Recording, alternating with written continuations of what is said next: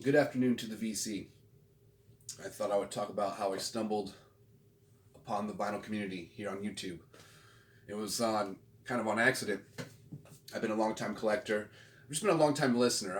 I don't even think about it so much as collecting as it was. I'm a musician, so I have the cool record store where the growing up, fortunately, where it was like the straight out of the movies. You walk in there, had the checkered floor, smelled like incense. The dude behind the counter had this long beard, this long hair, had like a drum set up at the end of the inside the record store. Like, what's up, man? What do you listen to? I mean, just put you on the spot. You know what I mean? But he was very he is still around. He's very knowledgeable, and once he kind of seen what you were into at the time, what to recommend and what direction to point you into. But as a musician, I was going to school for music, so in between classes, if I had like an hour to kill, this record store was right up the road. So while I was taking jazz improv, perfect to get some jazz records, take back home to get some inspiration and do some homework. But back in the day, and you can still shop. Like I did an episode, how you can still find great records for great deals. You just got to shop around. But back in you know late '90s into 2005, right, for like those 6 years, and even a little bit after that. But for those 6 years, no one was really into the record scene that much. There was just diehards. So I would almost every time I would go into my spots, I would be the only one in there. And if some person or two walked in there, I would be looking at them like, "What are you doing in here? Like, who are you?" You know what I mean? But then you're just like, you know what I mean? Make sure you got to the new arrivals first. So, anyways, so on YouTube, just scrolling along, and you know how your phone must have heard me talking about vinyl. So I seen the first channel that came through was Analog Planet. I think the guy's name is Michael. He seemed like I think he's a writer for a vinyl magazine. Uh, he just had a library behind him, rows taller than he was. You know what I mean? So I was like, you know, I mean, just interested just off of the visual aspect of how big this guy's collection was. And I think something was in the title of, 10 records or 100 records that you must have in your collection. I don't know I can't remember the number. My dog's like, I'm tired of hearing you talk about vinyl into this strange device.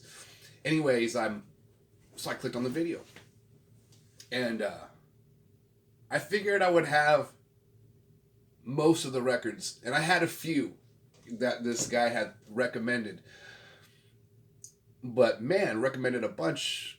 I recommended at least like half of them. I don't even think I've heard the artist, but I hadn't heard the album, and then some I hadn't even heard of the artist. So, anyways, that was interesting. I think I ended up finding one record out of the ones he was recommending that I didn't have, and I just love all music. I'm never totally into all genres. I love jazz. I love jazz fusion. I love punk music. I love metal. I love thrash metal. I love world music. I love blues. I love all the different styles of blues. I love rock and roll. I mean, I love contemporary music. I love rap music. I got a good stack. Some of my best friends growing up, they would listen to rap, and then they would listen to what I had to offer, and we would trade songs. So I just love everything.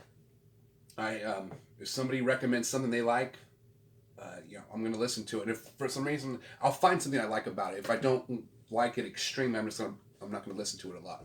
But every record in my collection I love just listening to a lot. And I don't even like having something in my collection I don't just love listening to over and over again. For instance, nothing against the Ramones. The Ramones are legends. And some of their songs, I have some of their songs on soundtrack. The Rob Zombie soundtrack. House of a Thousand Corpses, I think. One of those ones. Anyways, but I'm not a huge Ramones fan as far as for my ears. So I bought on Record Store Day, I bought a Ramones live just to give it I was feeling, I'm sure there's a certain album I could get, but the live album I was not feeling at all. And I know it was kind of rare, it kind of even got worth some money. So I sold it back to the record store. I'm like, let somebody get this record that they're going to play a lot. And maybe just a collector that's love just want to stare at it, because it was bothering me that I had a record in my collection that I wasn't loving to listen to. So anyways, getting off topic. But anyways, I seen that one vinyl channel, Analog Planet, and after clicking on that, YouTube's algorithm kicked in real fast. I think one of the next vinyl channels I seen was 45 RPM audiophile, and I think his name's Michael also. And then I stumbled across JC, the Flip Side Vinyl Community. I want to make sure I say his channel's awesome. I really enjoy his channel. He was one of the first ones to reach out to me. Super cool. And then it just, man, quite a few, like obviously abundance of there's some that are a little bit like 33 RPM. He has a bunch of followers. There's a guy, Too Many Records. He's been in the game for a while as far as being on YouTube. And the channel, all the channels are great. I haven't seen a channel so far that I haven't like finished watching an episode.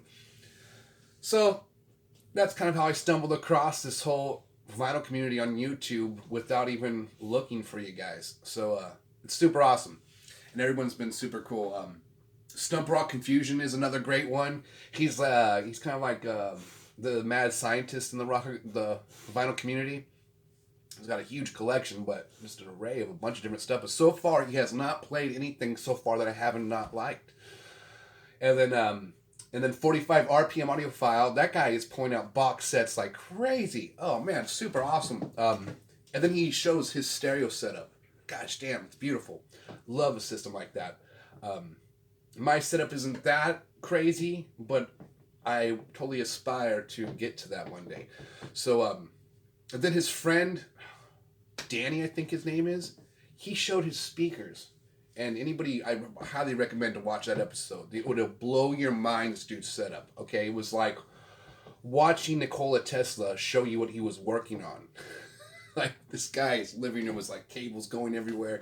I'm almost positive this dude's cables are probably worth more than probably someone's apartment. But anyways, the dude just has an amazing setup. His speakers weigh over 600 pounds. Just imagining trying to get a 600-pound speaker to wherever your music setup is. He said it took him 3 days to get the speakers set up. You know what I mean? And so anyways, that was awesome. So finding all these different channels, yeah, I mean, it's cool. I had no idea it existed, and I didn't think that I'd go check it out. So anyways, I want to maybe do a list of some of the other ones I forgot. But anyways, I thought I'd talk about that. Then the record I was spinning today, where I've been heavily obsessed with, is Hiroshi Yoshimura. I found this album just sitting there. On here, they have it above their jazz section off to the corner. At the end of the row, they have some of these, just like world music, different stuff that's usually kind of rare. And so I'm always like kind of just curious what's there. Well, this was there one day. And I seen it, I saw it, and I'm like, it was in my head. So I go back, I YouTubed the music, and it was amazing. I love Pat Metheny and Lyle Mays. Huge fan. I've talked about this in other episodes. So, my dog's going crazy. It was a little pricey, but after I heard it, after I listened to it on YouTube, I went back, I got this. I want to get another copy, just to have 2 copies. I know that seems strange, but they had another copy and somebody got it. But I'm glad. I hope somebody is listening. Okay, I got a small hair in them. Anyways, I got it. Been listening to this a lot. Been playing it today. Super happy. It was one of those ones where I just discovered it on my own, and it's actually this really neat. It's on this really neat. It's on the record player right now, but it's on this really neat dark green clear vinyl. It's like the prettiest. If I was to pick out of all the records I have that are different, see-through or color vinyl, wow, this one is really neat. And the edges are like so. It's a very well-made record, and it sounds amazing. And I've just been obsessed with this. And I guess the genre was classified as Japanese ambient music. But this dude was out back in the 80s. Anyways, that's what I'm listening to right now. I'm gonna switch it up. I just listened to both sides of the record. I have 2 of his albums. Anyways, I'll probably do a whole episode just talking about Hiroshi Yoshimura. But I seen on the 45 RPM audiophile, he plays different music on his system. And I hope I'm saying that it's the right channel, and I'm remembering this. But I commented saying, dude, if you have any Hiroshi Yoshimura, play it. And he's, I won't be surprised if he has it in his collection. This guy has a huge collection. Yeah. So he's probably gonna be like, I have the Hiroshi Yoshimura box set. And oh man, I would be so jealous. He pulled out, oh gosh, some box set he just got recently. It was a jazz dispensary, these 4 or 5 records. You got to be either a member to get the cheaper deal, or if you're not, you can still. Anyways, I was jealous of that one. Hopefully I want to get that eventually. But either way, just thought I'd talk about that. I can go off forever about anything I'm passionate about, and vinyl and music is one of them. I'm going to do an episode talking about how there's just different type of collectors in the vinyl community. Some people are just into it for the collecting aspect, which is awesome. Some I just really want to have rare. Some people, I listen to a lot of different stuff. There's some people in the vinyl community, there's like a Too Many Records guy. He just mentions a lot of artists I've never heard of. You know what I mean? So I'll go check these. You know what I mean? I'm just, if I haven't heard of the artist, I try to go listen to it, you know? And if I like it, I'm like, yes. But I will say, Stump Rock Confusion, so far, everything he's played and recommended, amazing. And I can't go live on my channel, no, because I don't have as many followers, and I'm horrible with technology. But I like how he plays music. And so I'm going to see if I can get away with playing some obscure music while I'm doing this, and try to post it, and then see if I don't get flagged. Because I feel like having this, there's nothing in the background, is horrible. I'm going to play guitar for you guys, so you can just hear a little bit of music. But either way, yeah, the vinyl community is awesome. Here, I'll just hang out while I'm trying to finish my coffee. My dog's like, let me out. She's like, stop talking, I'll put on some music. So, what are like some records that you've just saw at the record store, didn't know nothing about it before, but kind of searched it out on your own, and then fell in love with it? Nobody recommended it to you. You just found it. I'm sure you have some of those stories. Comment or share, do a video about it. I have quite a few of these. Here's another one I get without being away from the camera for too long. Where's it at? All right. Whew. Back. The Red Stream. Now, the music was composed and arranged by Hiromasa Suzuki, but it's played by the Jiro Inagaki and the Big Soul Media. I think I totally hacked his last name, but anyways, just remember Hiromasa Suzuki. This album, Red Stream, is killer. And Inagaki, sorry, it's bothering. Jiro Inagaki. And now you guys know I can't read. Sorry about that. Anyways, this one is awesome. Now I can't talk. It was a little pricey, but totally worth every penny. I got it, almost to tell you, I got it for $48. And you know, anything like over 30, you're crossing the threshold. But realistically, we've all paid a chunk of change for vinyl we liked. I love Stump Rock's Confusion's reply on one record. He said he got scalped pretty bad, but it was worth all the pain. Something along those lines. And yes, this one was one of those, you know what I mean? But it's worth all the pain. This kind of has, I don't want to compare it to Miles Davis Bitches Brew because it's a totally different vibe. But it's intense like that. And it goes all over the place. Super chromatic to melodic. And then you get this record if you like jazz. And if you already have this record and you're laughing at me, you're like, damn, dude, you're a little late to this one. Better late than never. Apologize. But yeah, so those are records I just discovered. Caught my eye, had to YouTube them, ended up being great. And so that's how it goes. So how I found the vinyl community, some albums you kind of find magically on your own.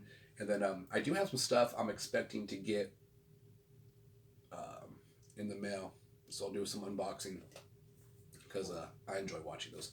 So anyways, now I'm all pumped up. Almost got my charge. Any John Steinbeck fans in the community? Yeah, I'm sure there are. I'm a huge fan. All right, guys. Have a great day. Play some vinyl. My dog, the way.